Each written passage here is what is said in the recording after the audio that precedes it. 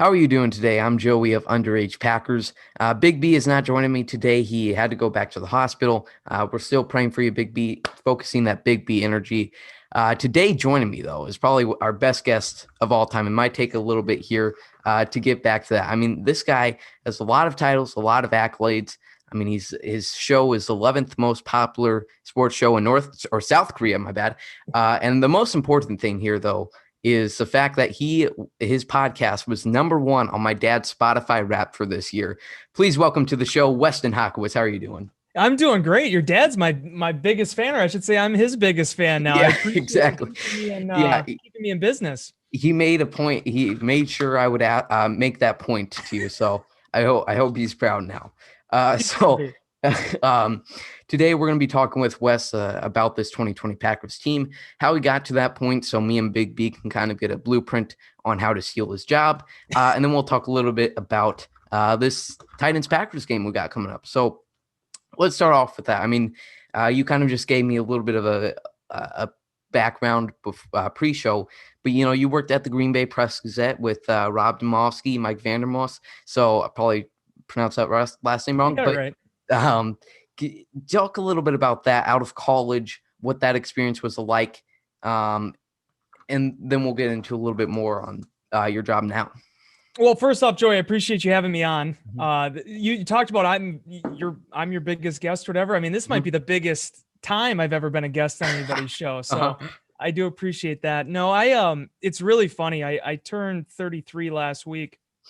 And I started doing this when I was 18 years old, professionally, which is, I mean, it's been a crazy 14 and a half, 15-year run. And I always, every time anyone ever asks me about something like this, I always start by saying everything I have, the shirt on my back, the gas in my car, the ink in my pen, is a credit to Mike Vandermoss. I wouldn't be here without him, without a little bit of luck. I ended up, it's such a funny story. I worked with his son at McDonald's, of all places. Got to be good friends with him. He ended up actually standing up in my wedding, still one of my best friends.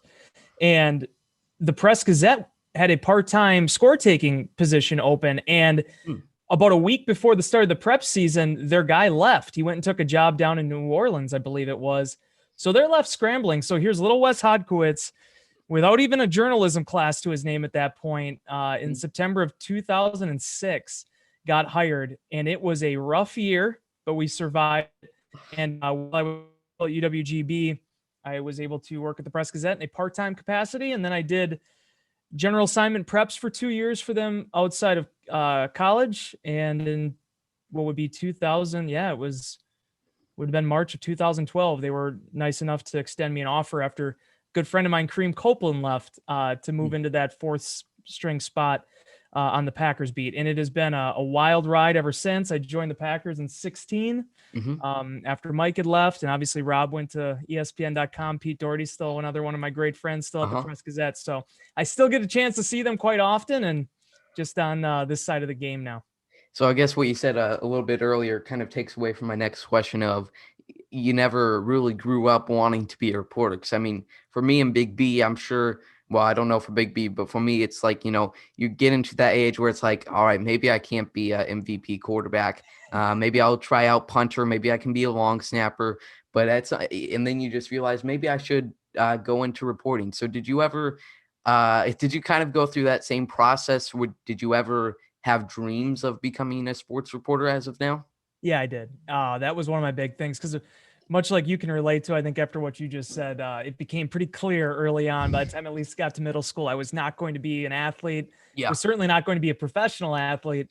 So reporting has always been the next best thing. The game has sort of changed now, like with kids, when I was a kid, it was all about sports cards, and that's where I got my information. That's where I got my stats. So I'd have little like checkerboard sheets of like following, NBA players, NFL players, and doing whatever I could before fantasy football became a thing to track all that, and did a little bit of work with my high school paper. But I actually was sort of torn, even my first 2 years at the Press-Gazette, of whether or not I was going to go the newspaper route or journalism route, or if I wanted to do history.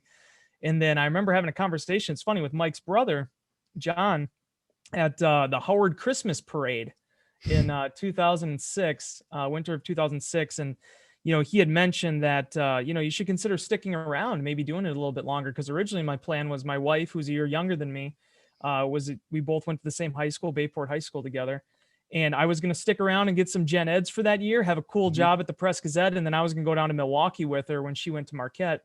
And we decided me to stay, her to go, and was able to, cultivate an opportunity and a job. But it has just been a dream come true, Joey. In talking about the opportunity I have now, Duke Bobber, Ryan Hartwig, Mike Spofford. I can't say enough about those guys, and Craig Schielbauer, everybody that's sort of empowered me. I can't believe in April it'll already be 5 years since I've been here.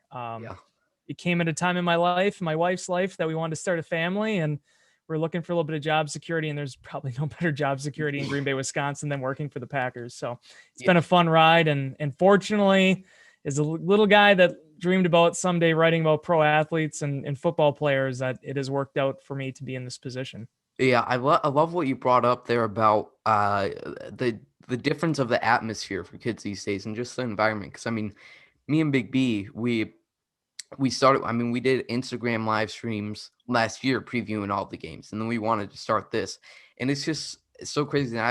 Something that always comes across my mind is without YouTube. I mean, 15 years ago, nobody could ever be able to do this. I mean, the only path to it was getting lucky enough to be on a radio show. There wasn't Apple Podcasts, Spotify. And now here we are, and it's just, you have all opportunities in the world for information, like you mentioned, and getting an audience, putting it out there. So, I mean, me and Big B are really just growing up in a really lucky time. Yeah, it's amazing. Cause I remember when I was at the Press Gazette, like I said, I started in 2006 up until the time that I actually was not given, but I got on the Packers beat and was given the opportunity to make picks every week. Only one time in the 6 years before that was my picture ever in the paper. I graduated with like 30 different emphases over at GB. None of them was broadcast media. I didn't go to school to do electronic media at all. I just kind of happened. And that's the way media's worked for a lot of people. It's just been about getting an opportunity and yeah, honestly, it's cliche, but making the most of it and adapting to it. I still don't think I'm Chris Berman. I don't think I'm anything really special, but I do feel like I'm an improved version of the Wes Hodkiewicz 4 years ago. And a lot of that has just been adapting to it. But I am really grateful for this medium though, because before that it was, okay, you get some letters here and there, you maybe get some emails, but there really wasn't an opportunity to directly engage with, Joey the Jaguar, or fans and other bloggers and being able to connect with writers. I mean, the opportunities to do that were so small and limited. So this has been probably my greatest gift. And it's what I've enjoyed the most, is that when you produce content or you produce a story or anything that you do, even the live streaming stuff, when we were doing that before COVID, you're able to directly, as the crow flies, connect with your readers and your consumers. And that's been a ton of fun. Absolutely. So talk a little bit about more of your daily duties on your job. So, I'm sure throughout the week is where you get most of your work done. But what is game day like for you? I'm sure this is more of a regular reporter and not specific to your digital reporting assignment at Packers. It's the most normal day of the week for me. There's no Packers Daily. Nice job on that, by the way. There's no unscripted. There's no three things. Game days are really where I feel the most in my element, to be quite honest with you, because the opportunities to write, especially in the Zoom era where that takes up so much of our day. Really it gets more few and far between. I think I write now 3 stories during the week. In addition to Insider Inbox, which just goes along with the territory. It's just something we have to do. But on game days, I have a very set pattern. This year has been a big change. I'm used to the last 7 years I've been traveling for road games. This year, I've either been covering those games from my house or over in one of the boardrooms over here. But being able to sit down, I do pregame radio on the Packers pregame radio network show, which I've really enjoyed. This year it's with James Jones and Gabe Neitzel and Dennis Krause. Last year we were with Tausch. That's been a blast. At that same time that I'm doing that, Spoff handles the injury inactives. So he'll get that story up. Then I usually go back upstairs to either to the press box or to my desk, and I do the in-game updates during the game, quarter by quarter, just giving people the quick rundown if they're not basically in the area or they're out of range of the broadcast, so they can kind of keep up to date on where things are at in a more narrative way than just looking at a box score.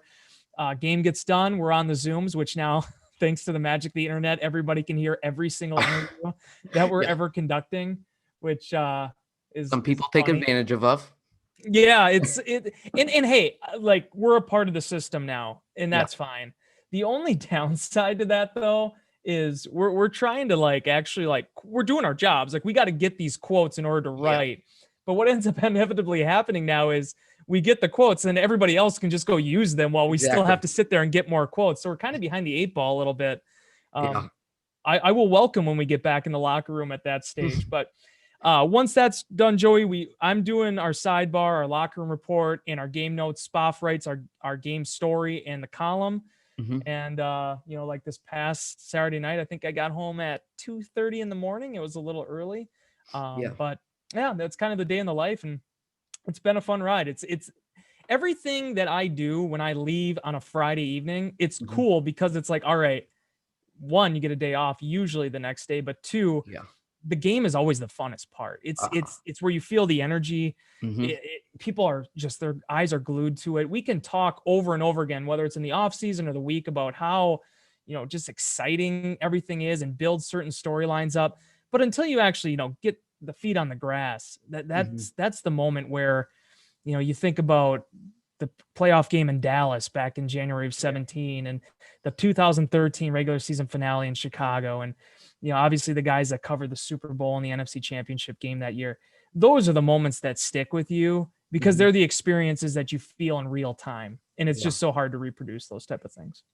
Yeah, I'm so excited for the playoffs this year because over the this past season, being able, because like you said, I don't have a whole team of videographers, editors, and producers for me, but we put out a lot of content in my eyes for 2 people on game days. Yeah. It's Sunday. It's like, all right, we'll enjoy some Dr. Peppers and we'll worry about recapping the game on Monday. So let's talk about this past season, how the Packers have done. So last year, there was a lot of questions about the Packers' identity. They had 13 wins. But there was the most fraudulent 13-3 term was 13-3 team was the term thrown around. And I don't know if I could give an answer of what the 2019 team's identity was. I'm interested in hearing your thoughts on what you think the identity of the 2020 Packers is. I think this year the identity has been really coming down to imposing their will. Last year, if you asked me in 2019 what I thought their identity was, I thought it was how they responded to adversity and how they won in clutch situations. I thought that said a lot about what Matt LaFleur, the type of culture that they instilled in that locker room, that when the chips are down, there's 2 minutes to go. They were that best friend of yours that you're playing in Madden that you knew if you're within one score, you're still going to end up losing. They had that type of feeling to them. This year, it's been a lot more powerful, specifically on the offensive side of the ball. I think when this offense is right, you're really seeing the genius and the brilliance of Matt LaFleur's scheme partnered up with an out of this world, unbelievable, someday Hall of Fame quarterback in Aaron Rodgers. Those two worlds are meeting. And that's not to say that Rodgers didn't have that with McCarthy, but I think what you're seeing is a fresh take on offense with LaFleur and his scheme and where that has derived from, with a quarterback that I think is very much wanting to show everybody that he's still the perennial MVP, the 9-time Pro Bowler, the guy that can, take a game into his own hands and find a way to a victory. So this year, having that type of firepower and having Devontae Adams in the peak of his powers, Aaron Jones 32 yards away from his back-to-back 1,000-yard seasons, an offensive line that has been adaptable to the situations that they've been presented, and a defense that has been opportunistic that needs to be more consistent down the stretch. All of those things, if you're looking at a team entering week 16, I think are pointing in the right direction. And if they can figure out exactly, maybe what went wrong in that third quarter and what needs to change to be able to maintain that throughout the course of a game, this is a team that very well is going to be one of those on the schedule when you get to January that other opposition doesn't want to face. Yeah, I think we'd really like to be saying that about the 2018 Packers team at that time.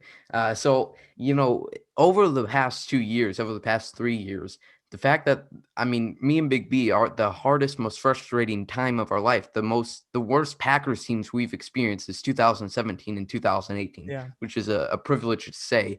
But what do you think?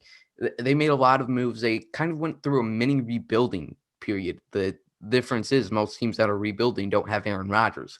They fired their GM. They moved on from their head coach. They brought in 4 free agents in one offseason, which was very uncharacteristic for them.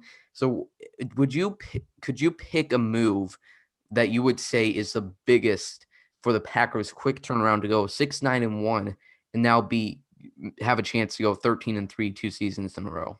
I think it probably has to start with the Smiths. And for 2 reasons I say that. One, what was the reason, Joey, that they ended up going and signing as many players as they did? It was because in 2015, that draft class didn't have anybody coming up for second contracts. They either were traded or they were already gone. So you have to find a way to circumvent that. You have to find a way to create that. And Brian Gutekunst did that in free agency. Now, the thing that surprised me is that you might sign Zadarius Smith, Preston Smith, Adrian Amos, and also Billy Turner, and hope that you strike on maybe half of that.